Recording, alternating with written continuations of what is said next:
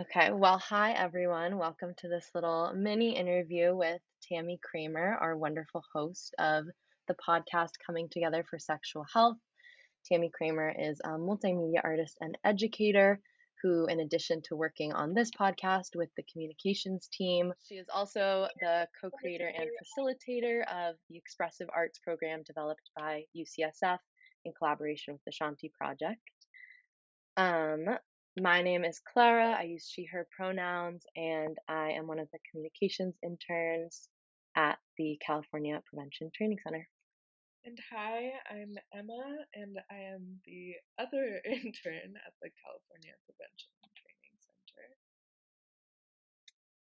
Center. Okay, well, we'll get started with the very first question. A little icebreaker, but nonetheless very important question. Tammy, if you were a vegetable, what vegetable would you be and why? Um, so I was thinking about this question and I immediately came up with carrot and I'm like just was processing how a carrot contains like two worlds within it because it has a part of itself that grows underneath the ground and a part above the ground.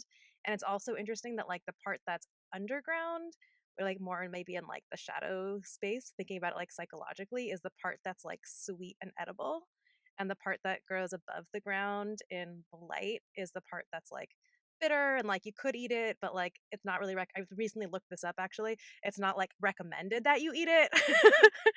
um and so I was just appreciating like the vegetable has these two very different aspects but is still a holistic organism. That was a great answer. I I love also that. love that you're Thank you. talking about carrots with this carrot orange background you have. Oh my goodness. You are a carrot. I am totally a carrot. So, Tammy, we wanted to start this conversation just circling back to kind of what brought you to this line of work. And I was curious, what particularly made you interested in making a podcast and specifically made you feel prepared to host a podcast about sex and health. Mhm. Yeah, and I think there's like two different strands here. There's like the multimedia strand of my work, and then there's a strand of my work around sex and health. And I also just want to give a big shout out to Jennifer Rogers, who started this podcast and did 2 seasons of it before I got to take on this role. Um, from the perspective of looking at like sex and health, I think of my journey as starting when I was in high school, and I first encountered my sister's reader from UC Berkeley. She was in a decal, a student taught course called Female Sexuality, and brought home her reader. And I remember being in 10th grade and bringing the reader to school and showing it to my friends and being like, look at this cool thing. I don't get it, but this is interesting. Um, and from there, encountering the vagina monologues. And when I got to Berkeley, I just had so much opportunity to join a big community of folks that were talking and thinking about sexuality in really expansive ways. And it became my entry point to understanding privilege, thinking about race, unpacking my own socialization and upbringing. So that was just a really formative time in my life. And I also at the same time was getting really interested in birth practices.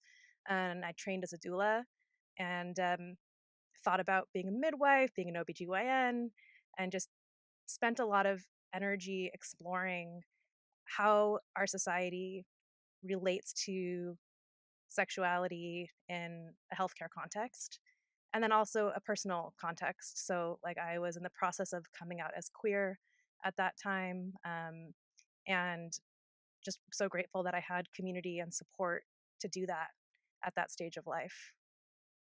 So that's from like the sexual health angle, and then from a multimedia perspective, I've always been a creator of some kind or another, and I've explored lots of different media. And it wasn't until I was doing my grad program actually that I realized I wanted to focus in on multimedia because I felt that I could have the biggest impact through this medium. Well, multimedia, which includes many different mediums. But I actually worked on creating a podcast as part of my grad program, which I only did a couple episodes of, but was a really helpful experience for me. And then did a lot of film and photography. So coming into this project, I was able to draw on my experiences. Also, like studying acting in terms of the hosting aspect of my role for this podcast, and putting together stories basically in lots of different forms. Such a thoughtful response. Thank you. Now we would like to talk a little bit about something you mentioned when you were talking about having this time at UC Berkeley where you were kind of forming these new understandings about how the world operated in this larger, like, social context. And I was wondering, you as someone that is facilitating these conversations and bringing, your own sexual health personal journey to the table, how are you navigating, like, mediating your own positionality as an educated white woman in these conversations whose ultimate goal are to create kind of a more expansive and representative understanding of sexual health and our greater human biome?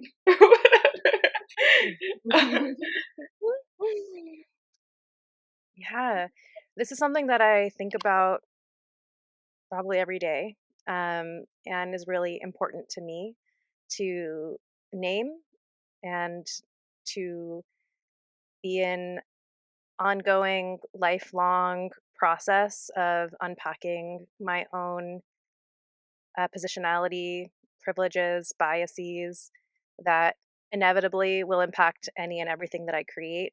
So there's like that inner work that I am extremely committed to forever.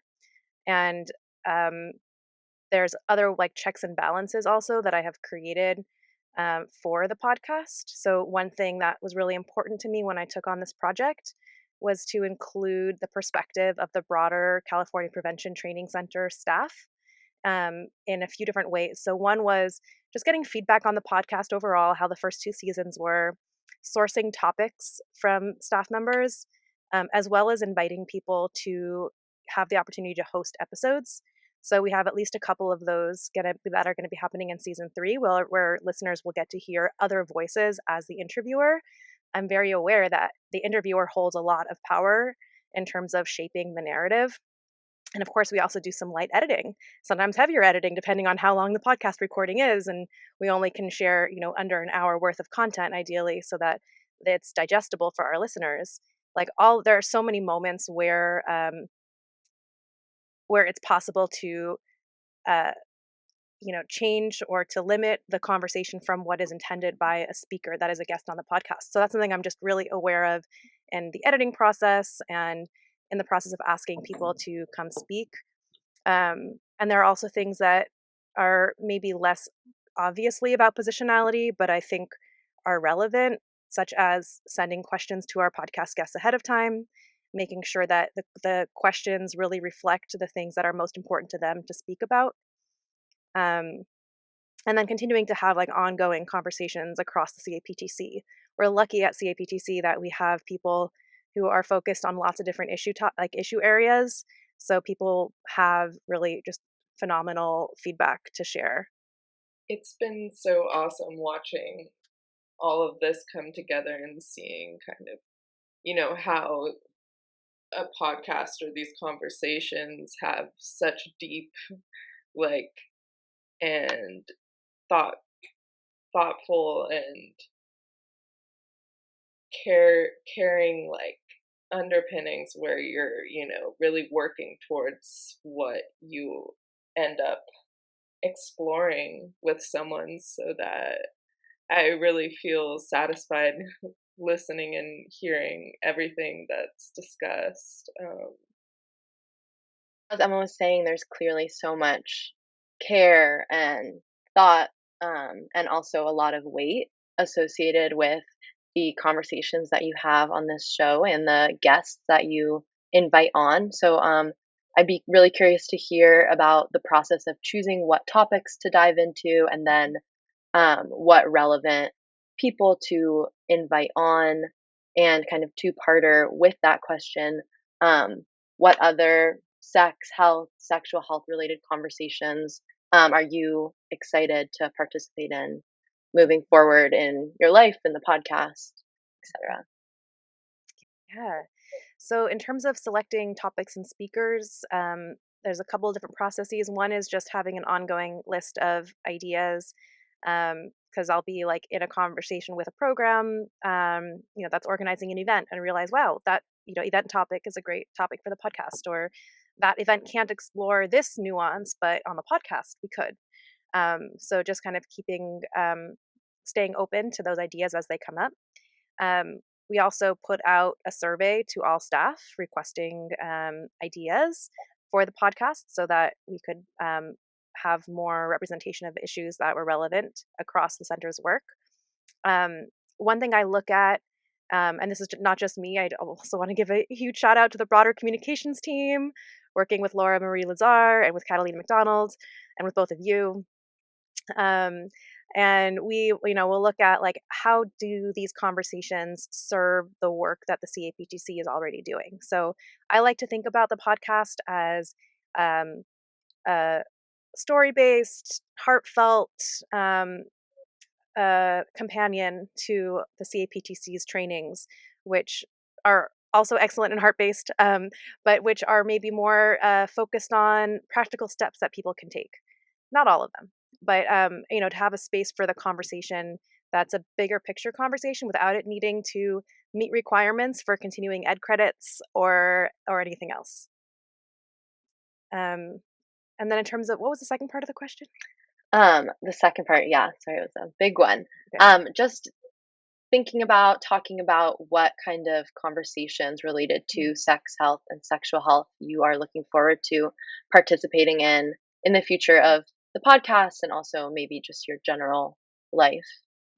Yeah, I think one thing that I really appreciate about our content is looking at structural barriers and just broader like social issues and how they impact sexual health, and really understanding sexual health as an outcome of many overlapping, intersecting experiences that people have, um, and that including looking at the way that identity shows up, the way that biases show up in healthcare settings, many other topics. So that's one.